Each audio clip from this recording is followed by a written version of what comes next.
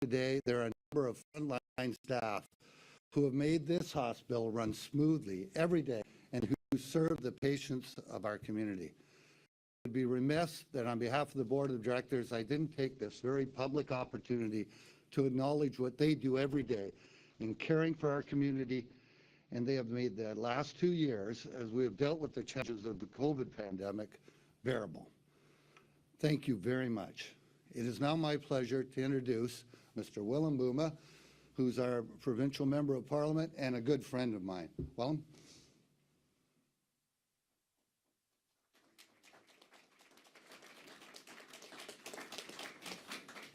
Thanks very much, Paul.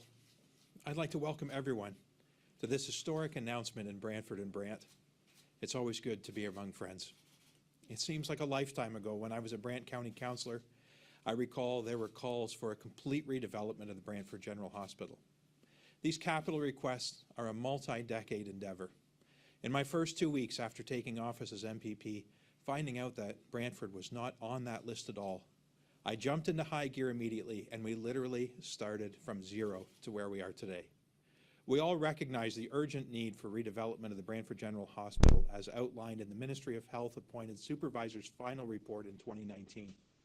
Since then, it has been all hands on deck, and the community has come together.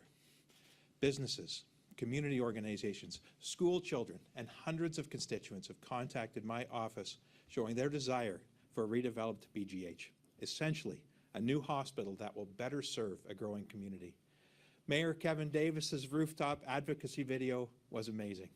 So without further delay, I would like to introduce someone who is a great friend to Brantford, Brant, and Southwestern Ontario as a whole. My boss, I know he doesn't like that, my mentor, and my friend, Premier Doug Ford. Premier.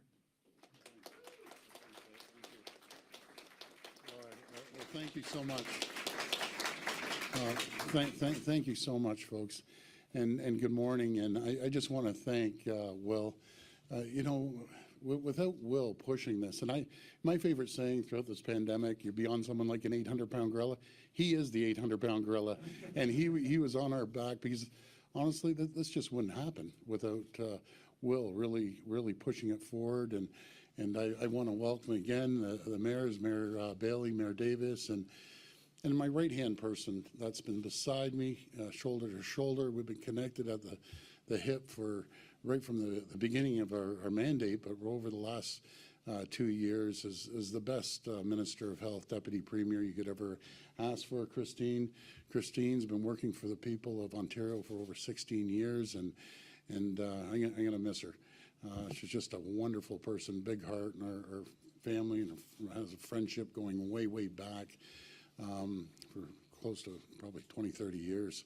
But I want to start by taking a moment to thank the outstanding staff here at Brant Community Healthcare System. And again, as I mentioned to the nurses when I met them earlier, we wouldn't be able to get through this and get to where we are without the incredible work that you are. So I'm speaking for everyone in Ontario. We're just so grateful, and we thank you from the bottom of our heart. Dr. David McNeil, you led an incredible team here.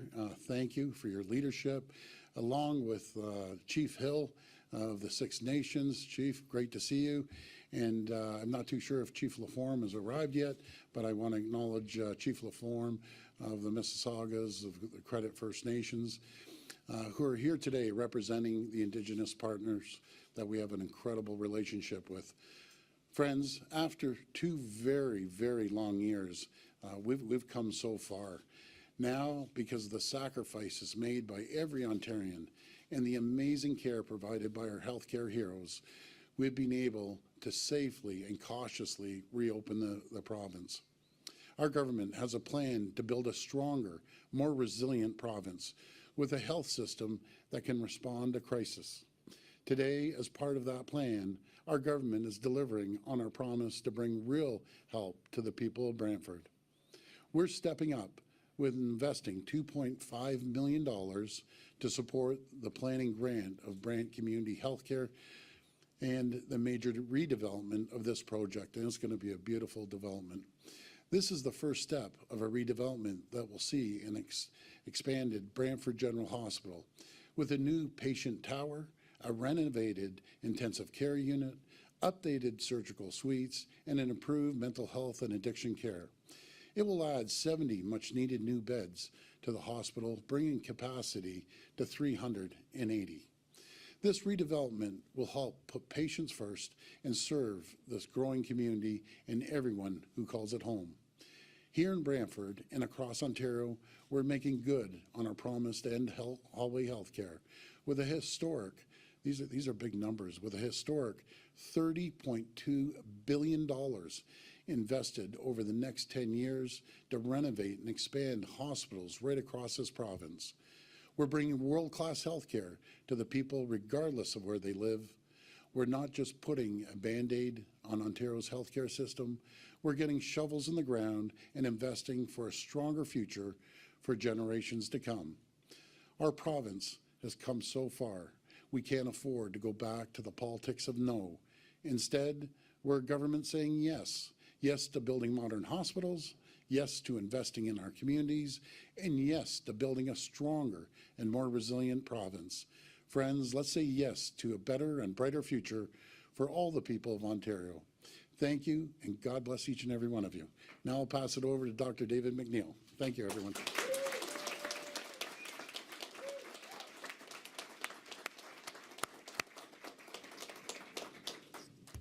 Premier Ford, Minister Elliott, and MPP Boma. This is a momentous occasion for our community and for our hospital. We are thrilled. The community is again the pathway to getting a new hospital. On behalf of the Board of Directors, our community, the employees and the medical staff, the volunteers who work and here at the Brant Community Healthcare System every day, I would like to extend our sincere appreciation to you and your government for this approval and funding grant. The need for a new hospital is so evident.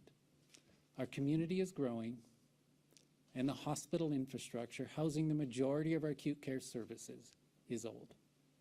The redevelopment of the Brant Community Healthcare System Emergency Department represents the first phase of this journey. This was previously approved by Minister Elliott. In April, we will be submitting our tender documents for Project 1 to the Ministry of Health. Once this approval is granted, we will put this project out to tender, and it will mark the beginning of the redevelopment of the Brant Community Healthcare System.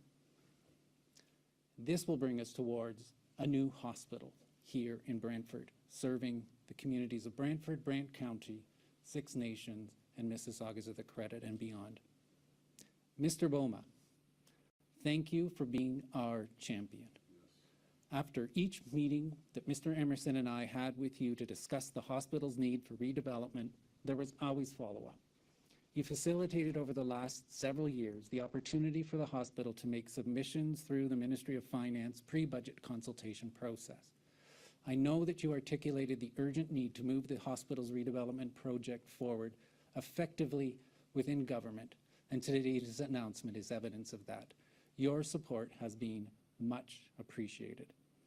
I would like to extend my appreciation to the Master Planning Steering Committee who guided the efforts of this work. Mayor Davis, Mayor Bailey, Chief Hill, Chief Laforme, Mr. Brock, Mr. McColman, thank you for your advice, your support, and your advocacy. This is about our community, and it will be built on the foundations of strong partnership. I would also like to thank BCS Foundation Chair Heather Wilson and Executive Director Carrie Wilson, who have been part of the extraordinary efforts and been great partners. Mr. Levesque, former member of the Mayor's Task Force, for your valued input and advice as well. The voice of patients and families has been well represented by our patient advisors, Joyce Kazarin and Gail Gloucester, and members of our Patient Family Advisory Committee. I would echo the sincere thanks of Mr. Emerson to our employees, our medical staff, and volunteers who, through the challenges of the last 2 years, have shown amazing resilience to our patients and to each other. During the next several years, it will be your knowledge and your input, working with our design teams, that will work to transform the Brant Community Healthcare System into the facility that we need to serve the future needs of our community. Thank you, and I will pass it now off to Paul Emerson.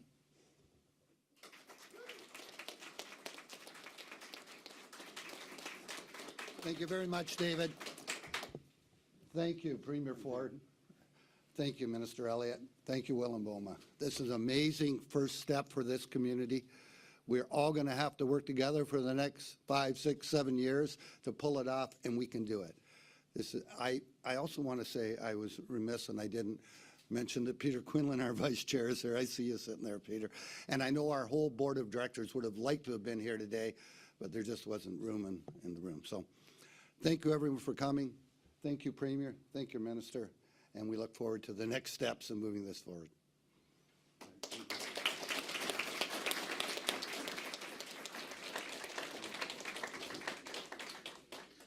We'll now take questions from the media. If those with questions could please form a line behind the microphone. We'll go one at a time. One question and one follow-up per reporter. Thank you. Hi, how you Good morning, doing? Premier. Vincent Ball from the Brantford Expositor Hi, here. Vincent. I'm wondering, sir, if you can tell us a little bit about the decision for a redevelopment here versus a brand new hospital on a green space, if there's anything you can tell us about that. Yeah, honestly, Vincent, I think the best person to talk about this is the minister or chair of the hospital. But I'm just so happy. This is going to be a phenomenal redevelopment for this hospital. And when communities grow like they have been, and Brantford is booming, we need to make sure that we have the new hospitals, new schools, and new roads and bridges, and that's exactly what we're doing. So I'd like to maybe pass it over to the chair. Yeah, thank you. Very good question. What this grant enables us to do is start planning, and part of that planning will be to determine whether it is a rebuild on this site or another location. However, we do know in consultation with the Ministry of Health officials that there is a desire to retain the infrastructure, the good infrastructure that's here now, the D-wing, the pediatric unit, the new emergency, $30 million new emergency. And the proximity of this location to the 403 and to the broader area that it serves makes a lot of sense too. However, that hasn't been predetermined yet, David. It'll be part of the planning process, and if there's a better site that makes more sense, I'm sure we'll advocate for that. David, did you want to add, or that? So my follow-up question would be then, what kind of a timeline are we looking for? Because residents will want to know, when will this all happen? And I know it's a long process and it takes a lot of time, but can people talk a little bit about what the timeline would be for people? Sure. I think David's going to. This is the first stage in the planning process. The Ministry of Health has a 5-stage planning process. Stage 1 gives us permission to plan as a community. And, you know, in terms of the timelines, that first stage would take us probably just as a hospital well over a year to get through that first stage of the planning process. I think when we look at hospital redevelopment, these are significant investments that we are making, that the province has to make. They have to prioritize resources. I don't think it would be unreasonable to expect that it will take up to 10 years before you're moving into a fully redeveloped facility. And as I've said, though, that, you know, the planning of that redeveloped facility, the good news is we are getting a redeveloped emergency department that will serve the community well into the future, and that will be a modern, state-of-the-art emergency department, and that process starts as soon as we can get out to tender. So this is a transformation that will occur over a number of years. So when does it start? We see it starting as soon as we moving out to tender for the emergency department redevelopment. And this is an ongoing process, so that we can actually retain the investments that we have here that are good, that serve the patients well within our community, and that the siting for which is very appropriate as we think about redevelopment. So I hope that answers your question, Vincent, in terms of timeline. When does the tender go out for the emergency department? Pardon me? Tender go out for emergency department? We will be submitting our drawings to our tender documents to the Ministry of Health in April. There is a process that, of course, we have to go through with the Ministry of Health. If I was being very optimistic, and you know, I hate timelines, but I would probably say by the fall we should be in the position to be ready to go out to tender for Project 1 of the emergency department if all of that planning goes as smoothly as we all anticipate and hope. Thank you. Next question. Hi, Premier. Mike Crawley from CBC. So Dr. Peter Uni, the head of the science table, said this morning that the science table was not consulted about the decision to end the mask mandate on March 21st. And he also said that this decision isn't about science. He says there was political pressure. So what do you say to the fact that the science table, which you've been consulting all along, wasn't consulted about this decision and says it's not about science? Well, let me be very clear. There's no pressure on Dr. Moore. I follow the advice and the recommendations of the Chief Medical Officer of Ontario. He consults with the science table, and we're looking forward to the recommendations that he's putting forward at 11 o'clock today. And we're going to take his advice on the time frame moving forward with the masks. And, you know, Mike, you look around the world, no matter if it's CDC down in the U.S. and the rest of the world, you know, we've been super cautious. As a matter of fact, I've been probably accused of being the most cautious leader in North America when it comes to this pandemic, but I want to be cautious. And we're going to take those recommendations and move forward with the advice of Dr. Moore, which has done an incredible job for the people of Ontario. Okay.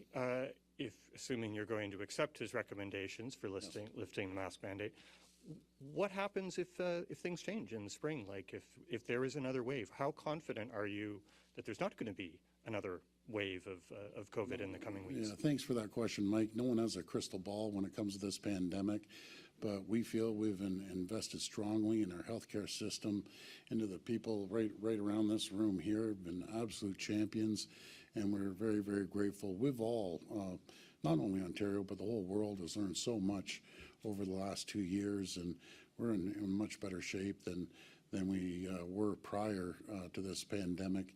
And I'll give one example. You know, right at the beginning of the pandemic, everyone was running around looking for PPE and you know, trying to get it from overseas. And I remember saying we'll never be in that position again, and we never will. We have 3M that stood up a facility that are producing millions and millions of N95 masks. We have local companies making gowns and face shields and surgical masks too. So we're well equipped on that, and we stood that up, or I should say the people of Ontario stood it up, because that's who did it in a matter of a couple months. So right now we're doing fairly well, but we're always going to be cautious.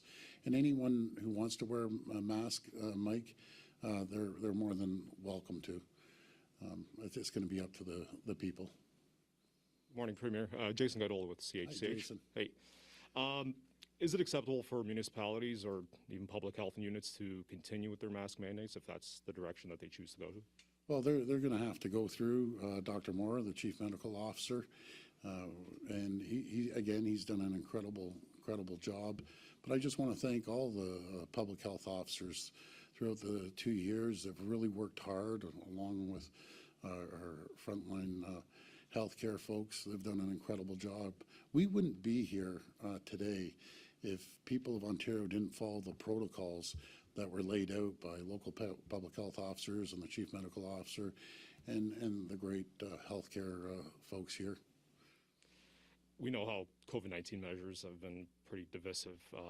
Aren't you concerned for a lack of civility or even in some cases abuse for people who choose to keep them on?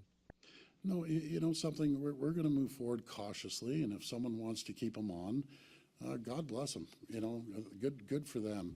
But I know a lot of people don't want to keep them on, and again, we aren't leading the way in this. We're kind of middle of the pack. I know down in the U.S. with CDC, their recommendations about getting rid of the masks, but it's going to be up to the people of Ontario. If you want to keep your mask on, keep it on. If you want to take it off. But we have to move forward from this. Like people are exhausted, you know, and the poor kids in those classrooms too. Like we got to move on. Yes.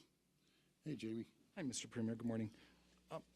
What's going to happen March 21st? Are the masks going to come off in a lot of places? Are restrictions to outdoor facilities and indoor facilities going to be lifted?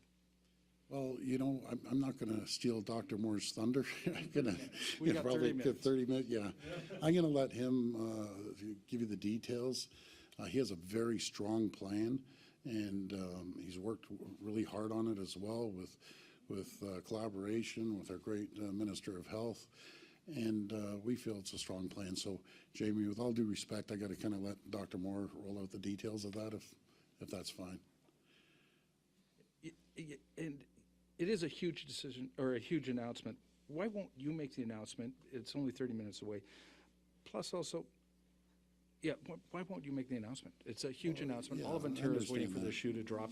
Why aren't you making the announcement? Well, I'm out here making a fabulous announcement. I'm out in the media almost every day, every second day.